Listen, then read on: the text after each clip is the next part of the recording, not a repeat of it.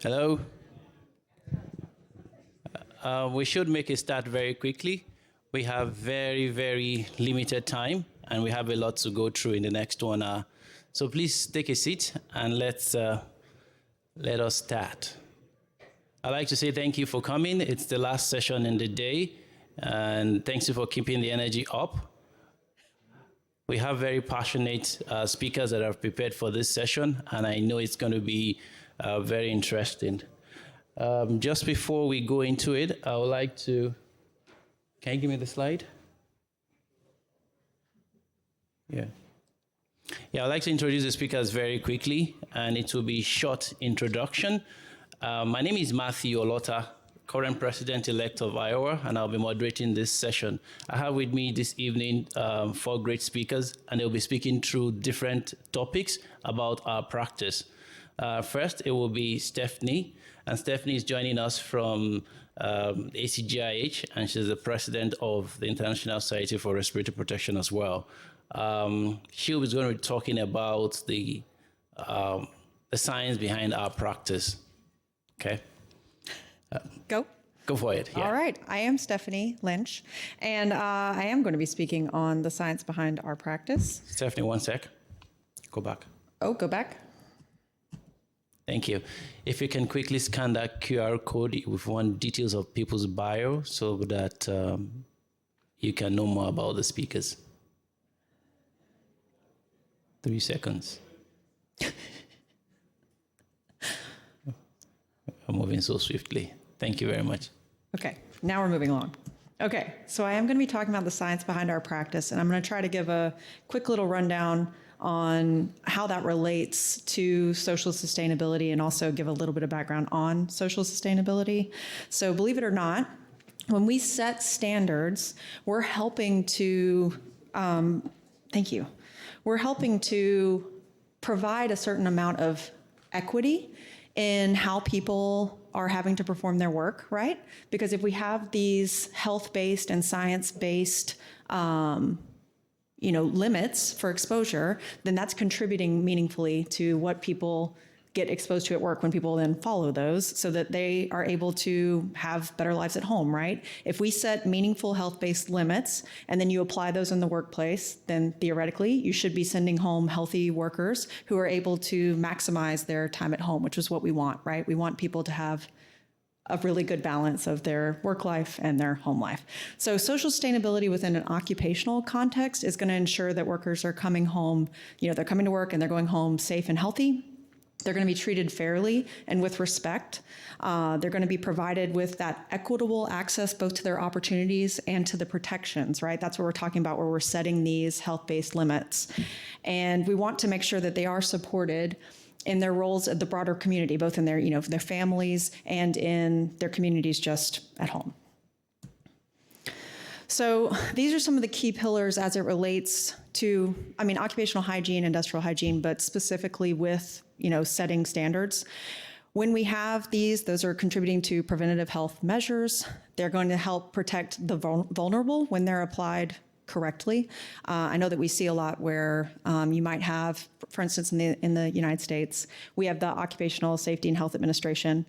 At least currently, we have it.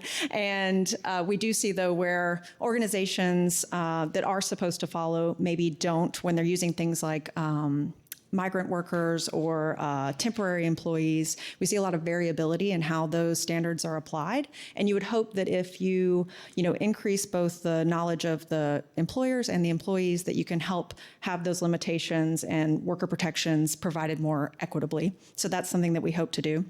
So ongoing training, education to empower both the workers, the professionals, the employees, the employers. And then really it's just our ethical responsibility, right, to ensure well-being for everyone. And that can, hopefully we all know, we wouldn't be here if we didn't, but that when we do safety the right way, when we do occupational hygiene the right way, it actually does help people be more productive in their roles, which can be kind of a hurdle. It's really difficult in our field to sort of prove that negative, right, when something doesn't happen. But we know that it is beneficial and it can help in everything. Okay, so when ACGIH goes to set new exposure standards, it's going to be looking at toxicological studies, and then you're usually going to use some sort of reference dose that's either going to be based on what's called the no observed adverse effect level or the lowest observed adverse effect level. Once you have that reference dose selected, you're then going to apply some uncertainty factors. So that's things like intraspecies variability, intraspecies variability, whether you used a lowest observed adverse effect level as opposed to a no observed adverse effect level, all sorts of uncertainty factors. And then that's going to help you calculate what we're going to call a safe adult human dose once you've applied those safety factors. This is simply an example of that. I wanted to provide it. We don't have to go through it, and it's not something that's standardized. So this, 10 times for animal to human, that's not necessarily something that's applied all the time. It's based on the available data, what we have for to expect from a particular chemical exposure. If we have anything that's very similar that we've already set a standard for. But so this is just an example of how you might go through that process. It is a very simplified example of that, actually. So know that it can get a lot more complex. But just understanding that this is where we go when we start doing setting a new standard or looking at revising an existing standard. This is that TLV and BEI, so our process. There's an understudy process where we're going to look at all the available data, which can be it can be a lot or it can be quite minimal. And then we're going to propose a draft. We're going to let our group, anyone who's interested, you do not have to be a member of ACGIH, we'll provide you with a notice of our intended changes.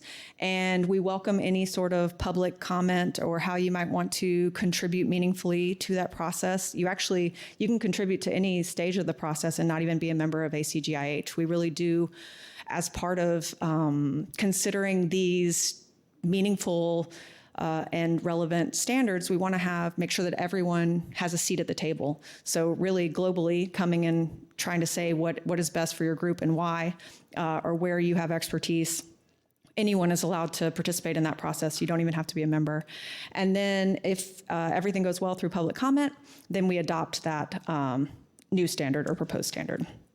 This is just an example of how that works. So it goes through, the understudy, goes to draft documentation. It goes through a committee for review. So we have specific committees with experts in, each field or each chemical exposure or each, for noise exposure or different airborne exposures. We have committees that sit and evaluate where the process is.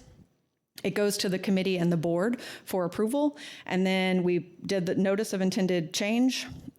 Both of these stages are going to have, so before the draft and then also after the notice of intended change, we have external input and request public comment. And then we go through a committee review, goes through the board for approval, and if it's approved, then it gets ultimately adopted. And this is something that happens every year. So the process goes through, we're continuously trying to improve, we're continuously including new data, we're looking at new chemicals. I think we're all aware that just hundreds, thousands of new chemicals are being created every year, probably more than that. And we're very reactive to that because a lot of the regulatory bodies aren't. So TLVs are not a regulated thing. Some countries do actually adopt them, but that's not how they're designed. They're designed to be used by anyone to hopefully create a safe environment and help improve that equity that we've been talking about. This is just a calendar. I didn't really talk about this, but this is just that calendar of when we lay out that. And we try to stick really tightly to that to keep our volunteers, because they are volunteers, actually a lot of them are even paying to participate, right? Because they're paying to be a member. So we're expecting a lot of them. And so we really try to stick to this schedule to make sure that we're providing the best information that we can. So this is just an example of 1 year, what would have happened.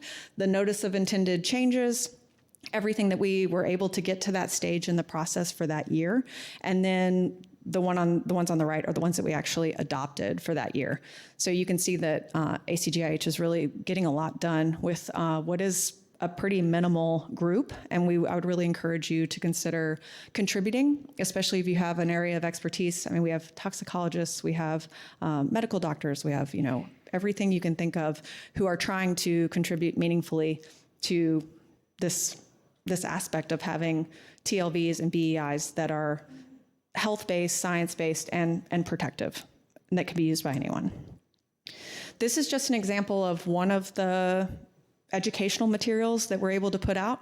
And so our vent manual, that's one of our most active committees, and it actually produces, we just had our newest revision come out of the materials. This is kind of a shameless plug because this is also something that we sell, right, our materials. But our ventilation manual is used in both the design phase for those people who want to implement ventilation as an engineering control, but then it's also used by us as practitioners to evaluate ventilation systems that are already in place to make sure that the design is up to snuff.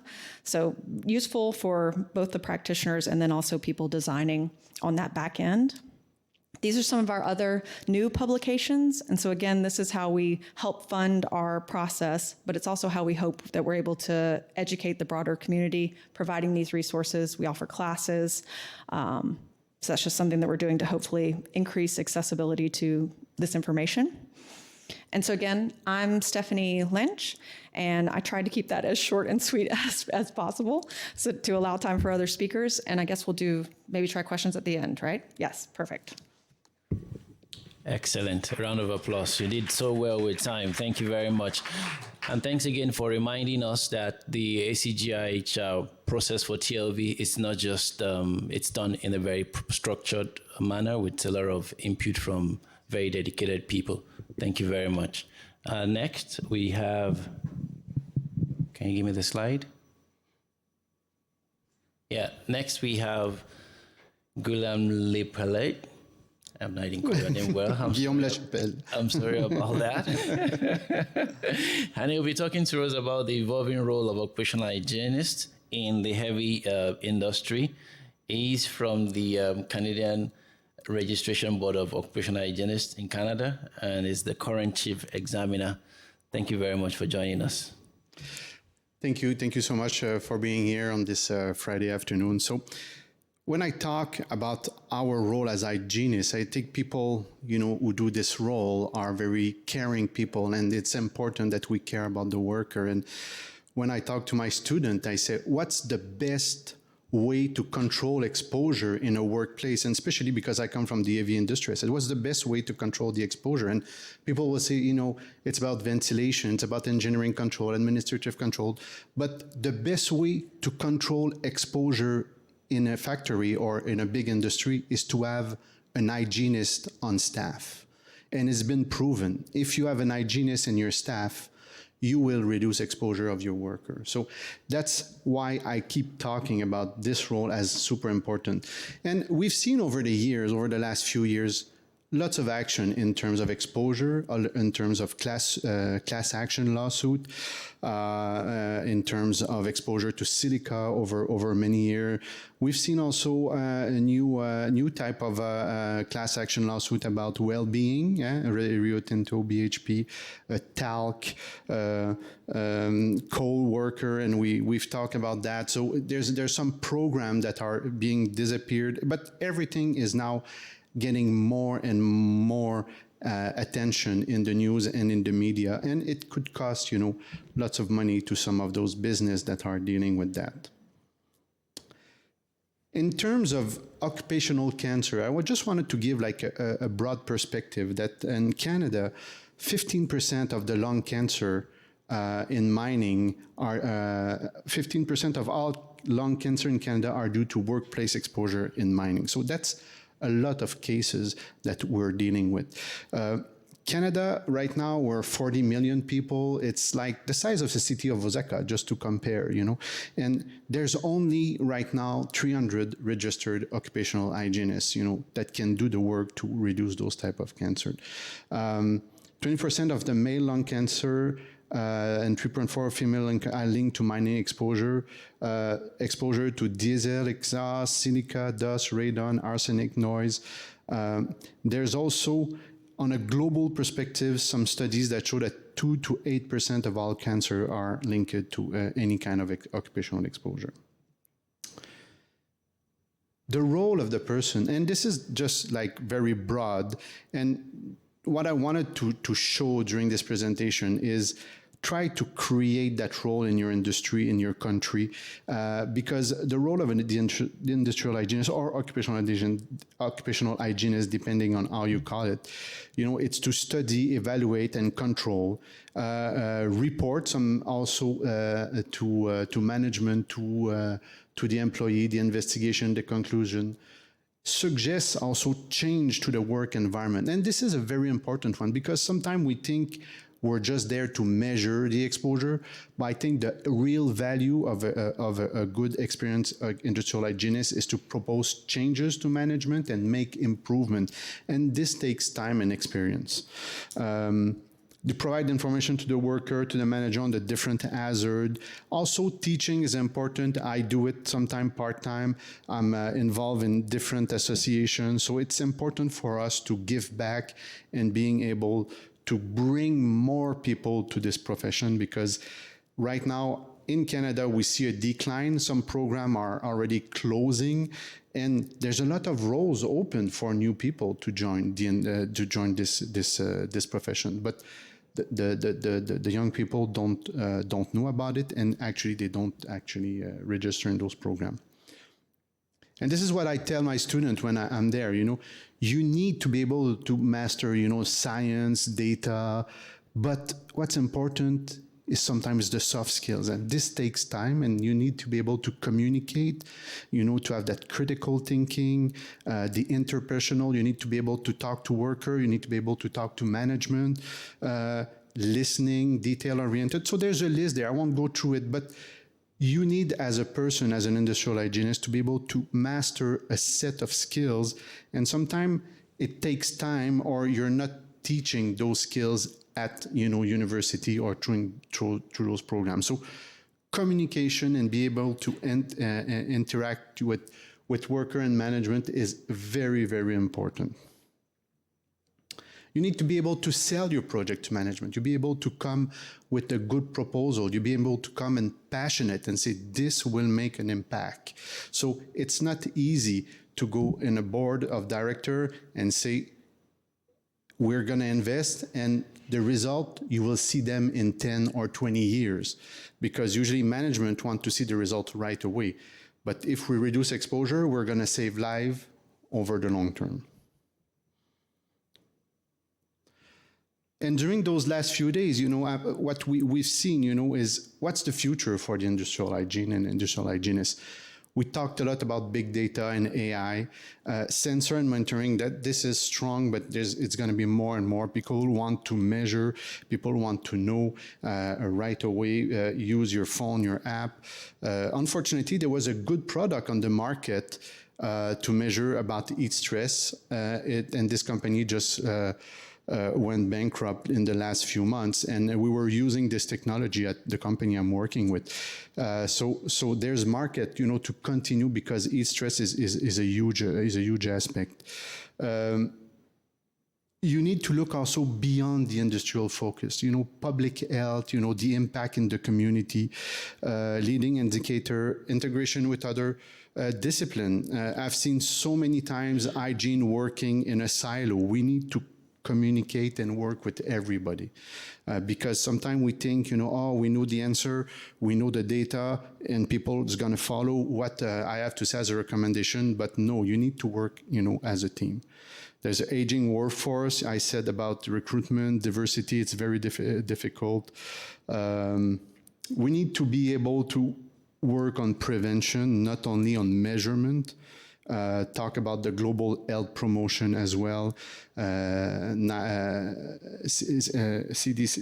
in the US, there's a total worker health initiative that's very broad and very including everything related to health promotion.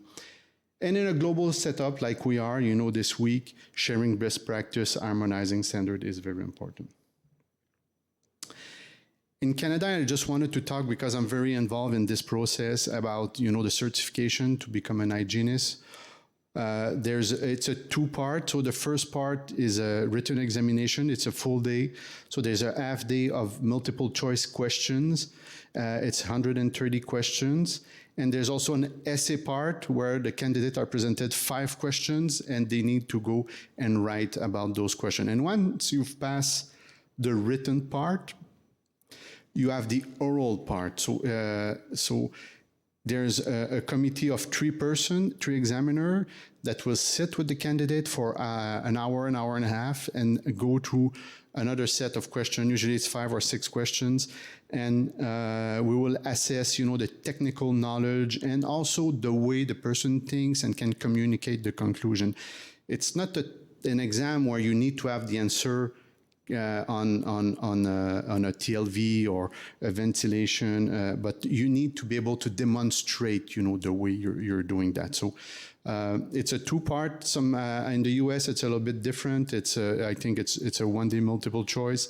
In some country they have also those different type of examination, but it's been like that in Canada for many years. And what we said also is we want to keep it that way for now. There is tons also of documentation available. I've put a couple of example here, like on ICMM, it's the International Council on Mine and Mining, which I'm part of, and we also look at everything that's been published by NIOSH. It's too bad that it might stop a lot of those publications in the coming years, but it will come back. It will need to come back at some point. We might lose a few years, but at some point, those information are extremely important, very well done, and you need to know where to find those documents and read them. AI can give you so much, but you need to be able to understand what's in it and gain experience around that. So this is what I wanted to present today about our nice role as an industrial hygienist, and hopefully you'll be able to convince more people to join our profession.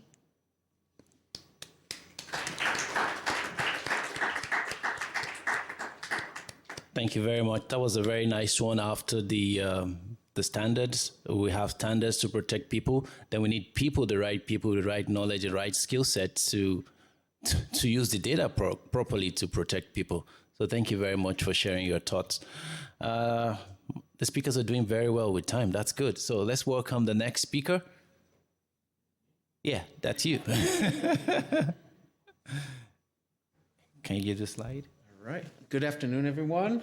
Hold on one sec. Okay. Next slide. Yeah, right. So we have Amil Wolf with us, and Amil is the vice chair for the Council of Accreditation in Occupational Hearing Conservation in the U.S., right? All over? We're based in the U.S., but we're much in Americas, but we are looking for engaging outside of the Americas. That's one of the reasons we're here. So okay, so he'll be speaking to us on New Horizon in hearing safety, and he will talk about the future of hearing protector fit testing. Thank you, Amil. So good afternoon, everyone. Konnichiwa. When we talk about sustainability, I want to give an example. What would sustainability mean in occupational medicine on say, a corporation or a company? And we think about a program that should be effective, should be efficient, and with continuous improvement. So today we'll talk about hearing loss and fit testing, hearing protector fit testing as an example of what I would consider, continuous improvement and best practice.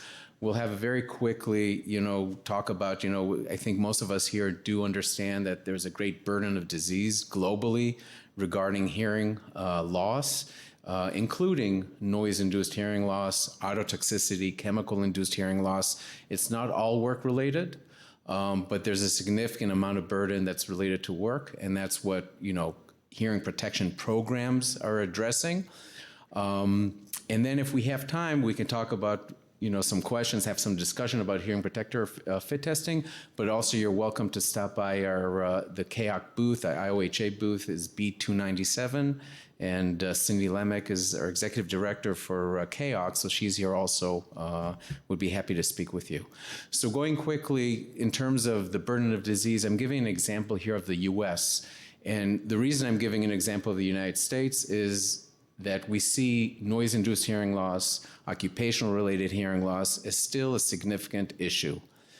So when we're thinking about developing countries, I think it's clear to also say that it's a challenge. It's a challenge in developed countries. It's a challenge in developing countries. There's still a lot of room for work, both in the industrial hygiene, on the safety side, as well as occupational medicine.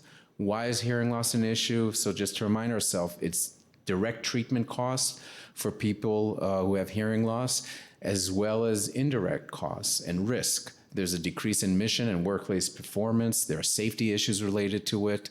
It's debilitating, and it's preventable. So when we think about prevention, that's one of the reasons why we want to intervene. There is no reason to have work-related hearing loss. All of it is preventable. We have some statistics here to show the global burden, and all these slides are all going to be available for you if you want them. But it's a global burden, and it's a global burden that can be addressed with a pretty good ROI, return on investment, if we do have some interventions, basic interventions in hearing protection. This is a slide, a recent slide that basically shows in a pictorial manner the global burden, and that really we're dealing with a global issue. Same as with urine. So I'm going to skip we know about the global burden. And so people ask, well, we have a lot of regulations about these. Isn't it working? Well, why do we need more and more? So I'll share with the United States, we have multiple governing boards. We have laws, in Occupational Safety Health Administration, Mine Safety, Railroad, Department of Defense. We have very specific laws. We have very specific expectations from workplaces, and we still see a significant issue with noise-induced hearing loss and chemical hearing loss, occupational hearing loss. So what we're doing is good. We want to verify that what we're doing, but there's a lot of room for improvement. And so when we talk about going beyond regulations, when we're trying to achieve what we can call excellence or best practices, the specific example I want to share today and to have us think about is the utilization of hearing protector fit testing as part of a holistic, hearing protection program. And recently, National Institute of Occupational Health, Safety and Health, NIOSH, gave an update and did recommend employers to use individual quantitative fit testing to evaluate the attenuation from hearing protectors in order to validate and verify that we're really doing the best we can in protecting our workers' hearing. So when we think again, just put the public health aspect, in prevention, primary prevention, that's ideal. Can we eliminate the exposures to begin with? Remove the hazard, and that we use the hierarchy of controls and all those that are there. Secondary prevention is where we detect preclinical disease, and that's where medical screening and surveillance comes in. Tertiary is actual medical care once we have an issue. So the medical part, if you have a good holistic program, the medical part really should verify that you have a program that's working. How does it verify? If I'm doing regular, typically it's annual, yearly audiometric testing, and I see that our workers do not have significant changes, their hearing is conserved, that verifies to me that my whole program is working. That includes worker education, training, manager involvement, industrial hygiene, trying to control the exposures, management supporting, having a culture of safety. All those elements have to work, and medical screening is verifying it. The good thing about hearing loss is that if we do identify in a medical screen and an audiometry that someone is having the typical changes in the high frequencies, those are frequencies that we can intervene, and it's pre-issues. It's the middle and low frequencies are the ones we're using for communication. So typically I could see in a graph someone's having issues, maybe we can intervene and prevent them from progressing to a point where it's actually going to be debilitating for them in their day-to-day life. So what's hearing protection fit testing? So some of us are probably familiar with it from respirators, okay? So it's very similar. It's a procedure to quantitatively measure the amount of noise reduction a specific hearing protector is providing. The rating or the measure is called personal attenuation rating, a PAR, and it's specific to every individual and the specific protector that they're using. It's a single number, it's a real-world measurement of overall attenuation, and that could be used when we're determining, are we correctly protecting the worker? We don't want to overprotect, we don't want to underprotect, we want to be just right. And it's also a great learning tool and a training tool, because on the day-to-day basis, when you have a worker come in once a year, we give them the training, we show them how to use the earplugs. There's not a lot of feedback. Am I doing a good job? Am I not doing a good job? The fit protector, the fit testing, actually, you can show them if you're doing a good job, here's the number that it's going to decrease your noise by. If you're not doing a good job, say you're just putting it halfway through, it's going to give you a much lower number in terms of attenuation. So I think in terms of education and training, it's a very powerful tool as well. And as I mentioned, it's a best practice. Provides valuable training, ensures proper fit, it improves worker health and safety, and it assists us in evaluating the effectiveness of the hearing conservation program.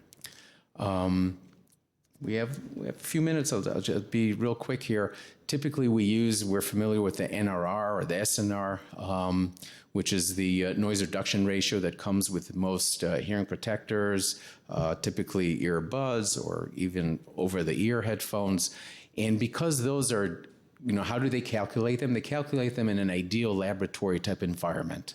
So in the real world, that's not what's happening, whether it's the use, whether it's the noise. So typically, for practical purposes, we use a corrected noise reduction ratio. And the calculation is -7 and then divide by 2. That gives you NRR. The idea with the fit testing is that we can use the PAR, personal attenuation ratio, and using that, we get a very specific and a more accurate degree and understanding of how well are we protecting our worker. So again, the message for today that I want to share with you is that NIOSH has, endorsed, if you will, and really trying to promote hearing protector fit testing. On the KAC side, I know we're also, probably in a month or two, we're going to have a whole training program geared towards those who are involved in fit testing.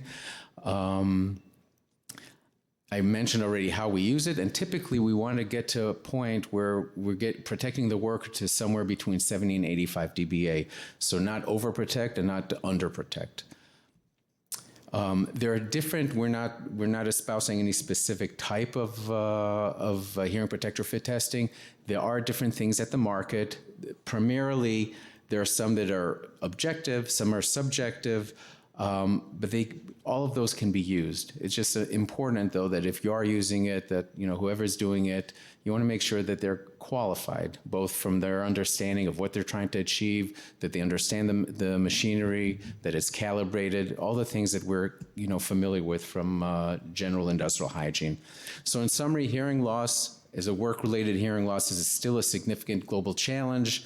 It's costly, it's disabling, and it's preventable. And as part of a hearing conservation program that's holistic, we want to bring up, if we haven't thought about it already, the idea and the utilization of hearing protection or hearing protector fit testing. The National Institute of Occupational Safety and Health has recently came up with a statement speaking to that effect. And any further discussion, we're happy to have it if we have time here. Afterwards, we can meet outside, or please come by the booth for the IOHA and KAC booth, and also the respirator group, in B297. So thank you very much. Have a good afternoon.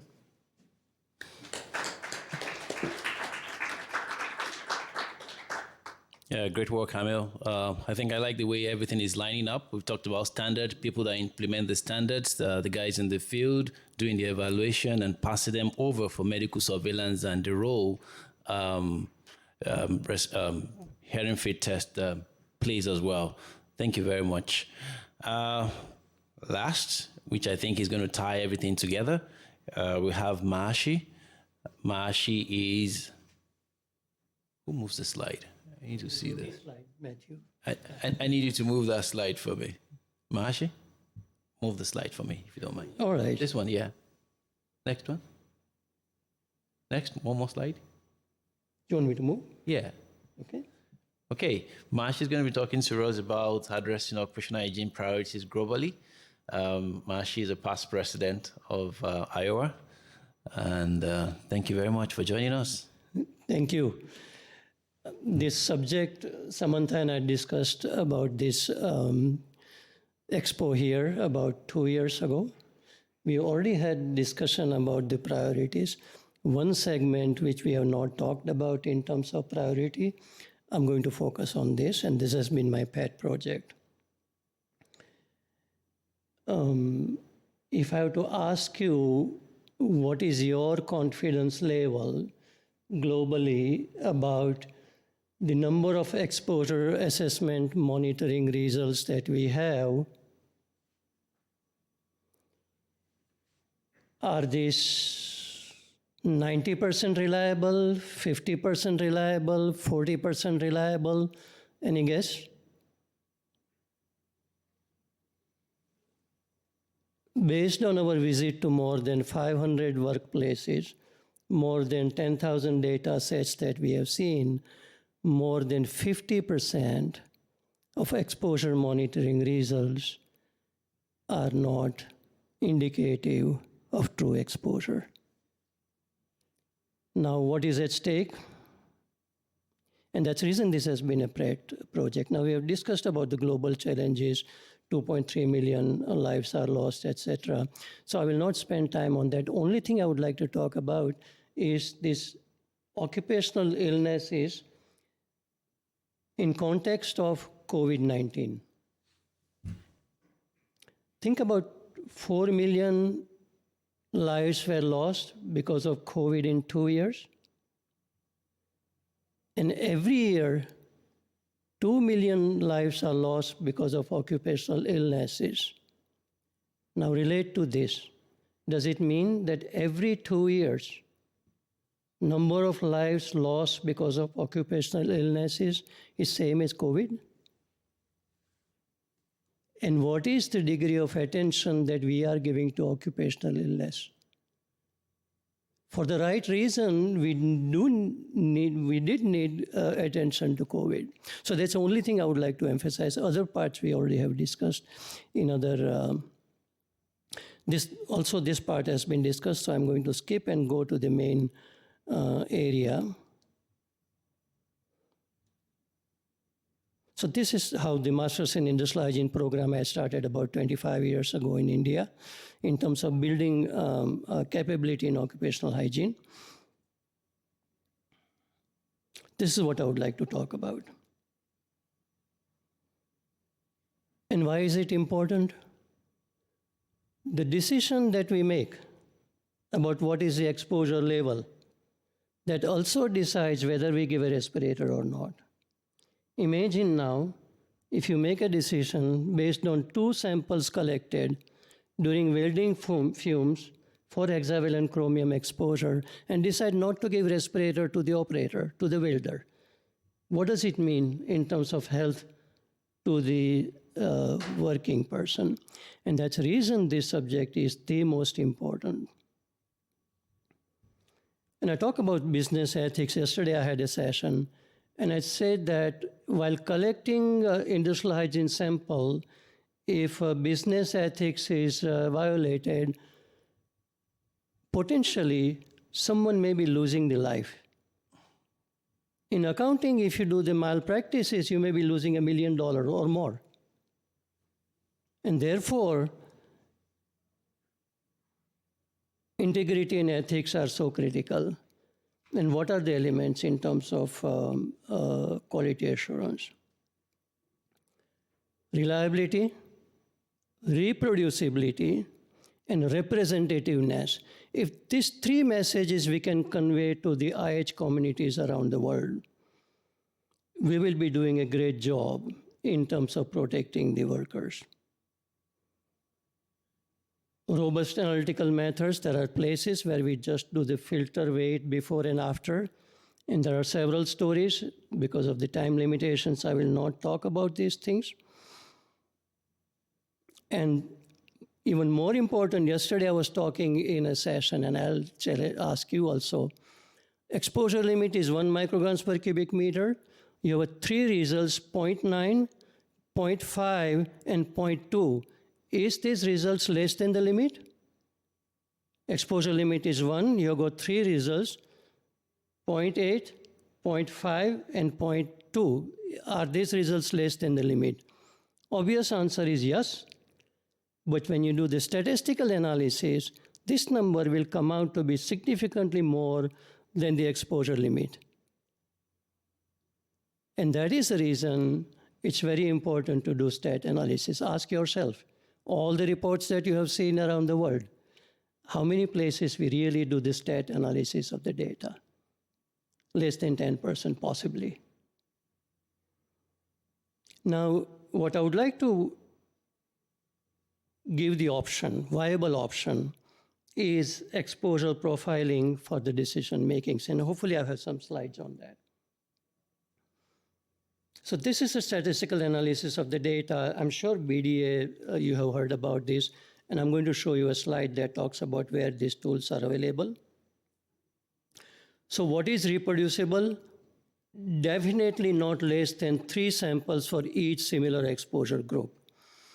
For potent compound, hexavalent chromium, CMR agents, we would suggest minimum 6 samples because lot is riding on those numbers. Representative, the shift starts at 6 in the morning, hygienist goes at the site at 9 in the morning, collects 3 hours of the sample, converts the time-weighted average exposure, and determines exposure is more than the limit. Have we seen it? Absolutely. So that is a representative. If the welding starts at 7 in the morning, hygienist needs to be at site at 6:30 in the morning, and Sam knows this.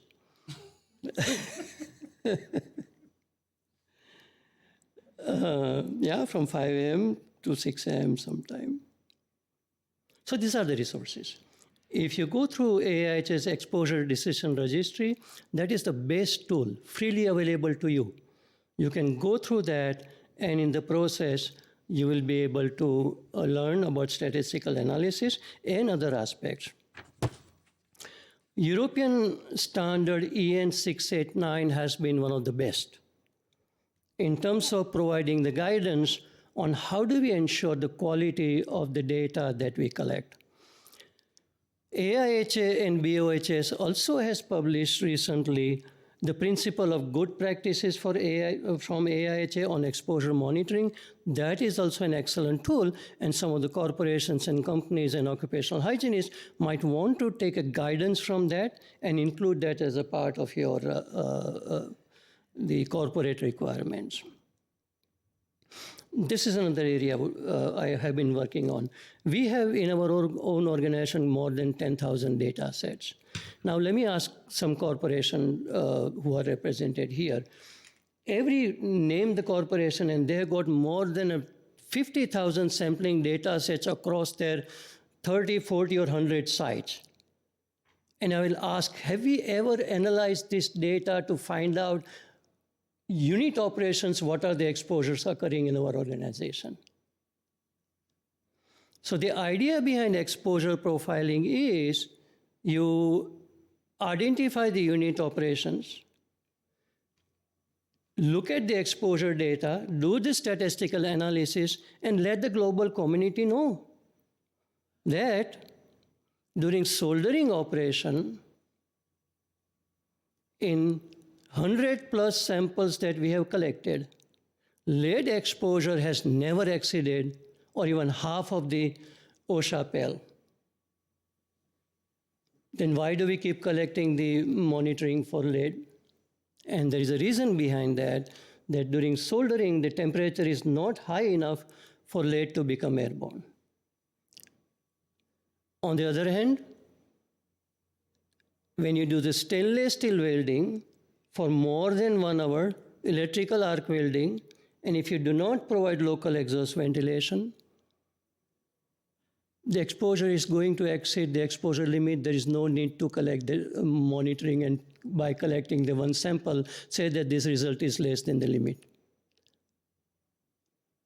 So we can leverage on the existing data and develop the exposure profile and share within your own organization, but globally also. So somebody asked me, retiring and plan, and retiring is not going to happen. But this is one of the projects that I would like to work on to develop the exposure profile and share it to the global community. In pharmaceutical industries, weighing and dispensing for the potent compound for less than 3 micrograms per cubic meter exposure limit, there is no need for you to do the monitoring. We have enough data available to show that exposure is going to exceed the exposure limits. Conclusion. So the need for qualified hygienists is enormous, and we have talked about this. About OH competency also, we have several pathways available. And leverage on the promoting occupational hygiene from IOHA 42-43 association, quality assurance and ethics, and reliability in the exposure assessment data is so critical, because we don't see that many changes occurring to have the reliable, reproducible exposure data on which we are making major decisions about life of the working people. So that would also advance social sustainability. If we are able to reduce the occupational illness, collect the reliable data, that is going to help us advance social sustainability. I have 1 minute and 32 seconds left, which is really good for someone like me. All right. Thank you so much.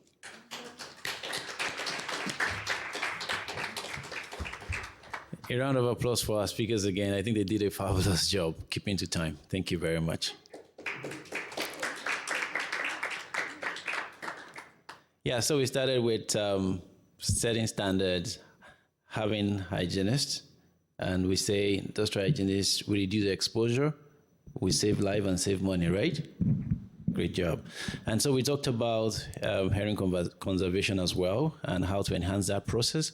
And we also talked about the quality assurance in the whole process. So if we spend all the money deploying industrial hygiene program, occupational hygiene program, without the right quality, you will probably not be addressing the issues. You will probably maybe not be reducing the disease burden. You could make your organization as well spend more money than they should be spending.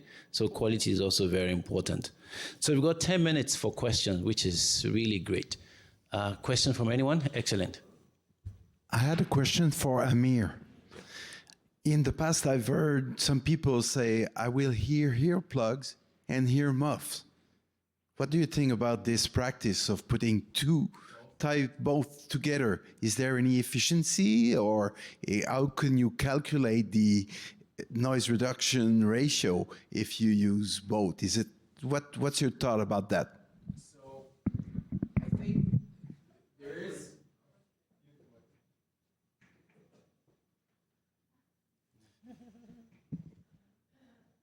We're a small, intimate group. I thought we just talked, but they're probably recording. So the question was about double protection using, ear, inserts as well as over the ear. I know that in practice, you do see that in some places with especially loud environments. Sometimes they'll say if it's over 105 decibels outside, they'll tell people you need to use both. There is a way to calculate it. I don't know off the tip of my head how to do it, but there is a way to calculate what the additive, in a sense, protection is from both. But again, also there, you need to, when we talk about what's the best hearing protection, we typically say the one that the worker will use. Now, we're assuming they're using it correctly. So we need to make sure that they're getting the training, that they're actually using it correctly. But they need to be using it. And, we've all seen places where we're visiting a site and the earplugs are, halfway outside. And if they tell you because I'm sweating too much, it bothers me, and we can provide them with the over-the-ear protector that works well for them and that they will use, then I would say that works for them. There are places where they do use double protection. Thank you. More questions? I'm sure we've got time for like 2 more. Thank you. Go ahead.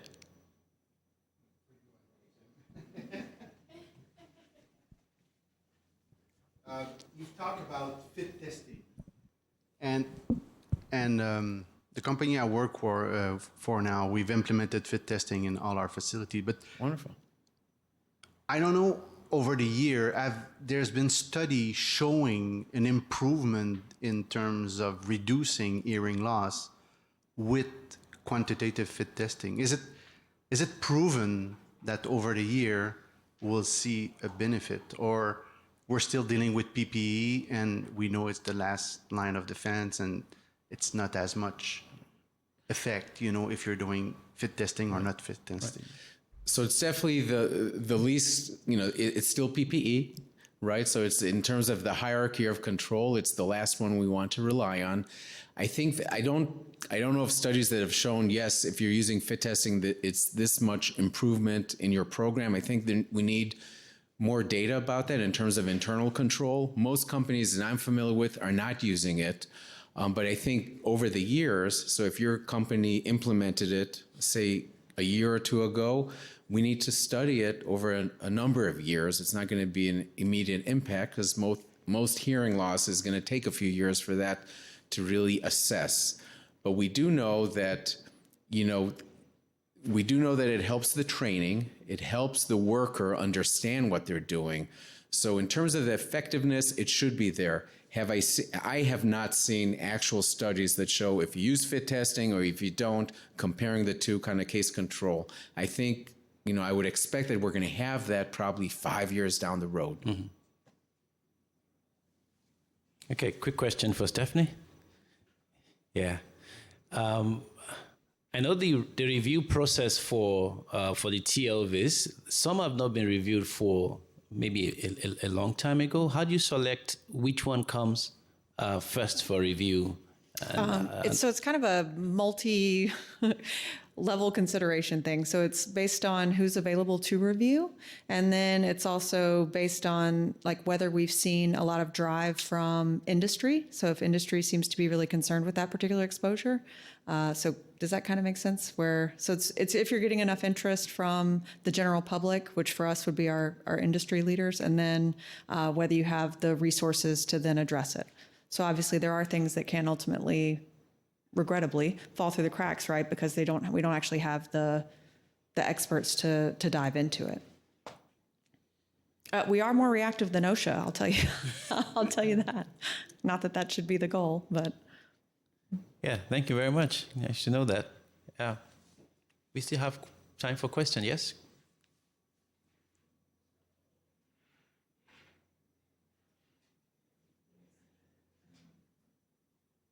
So, quick technical question from the experts around here. The fit testing and fit checking, the difference, because I asked this just last week.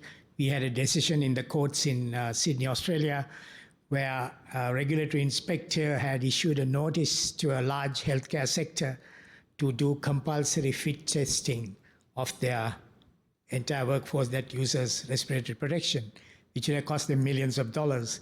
So they appealed, and the judge has upheld, saying you don't need to do fit testing at that level. And the employer argued that they do a program of fit checking. So I just want to get your expert opinion on fit checking and fit testing. Okay, good. Okay, in the interest of full disclosure, I work for a company that manufactures and sells respirator fit testing devices.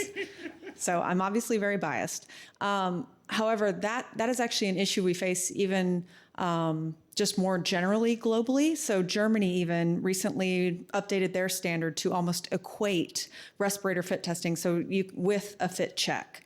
And I will just say that all of the data out there, all of it, suggests that fit checks are almost useless because they're very rarely even done correctly. So I would just say that that's a regrettable instance, because fit testing really does help. It's the same way with fit testing of your hearing protection devices. It's going to help you ensure that your employees are well trained.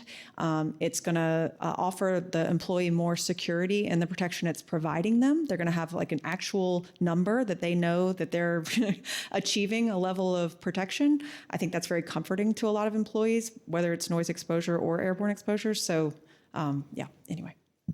Thank you. That will be very useful for our lawyers to put in their Yes, appeal. have them reach out to me. I would love to do it. Stephanie, stay, please.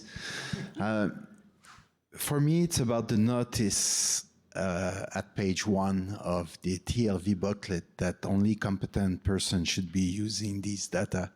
And for some countries like Canada, we use these value as a regulatory value. So I have a problem with that, and I don't know if we'll have to go to court to say that if Canada applies that as regulatory value, when you say it's not regulatory value, and second thing, you have to be competent to use these value. I don't know if you have experience, maybe in some state in USA, that there's been challenge about using these as value, but I really have issues for us to see Canada government using these value, knowing that there's not enough competent people that are able to use them as a actual exposure value. Thanks. I guess in an ideal world, you would hope that would drive Canada to hire more and educate more industrial hygienists, right? That would be what you would hope would happen. But I actually know that we do have, so the ACGIH TLVs do get adopted as regulatory, and they should be used within the context of what ACGIH, states. But I will say that that's not the experience, right? Even when we look at how these standards are applied in the US, we're not seeing that equitable application in any way. We're not seeing necessarily where competent people are doing who are doing the monitoring or the data analysis or coming back to that TLV in the way that we would hope. So I would expect you're still going to see problems in Canada. It's going to get adopted, and then you're going to have a big learning curve before it's actually implemented effectively, if ever, because we are still struggling in the States after however long. We recommend TLVs. They're not regulatory in most instances.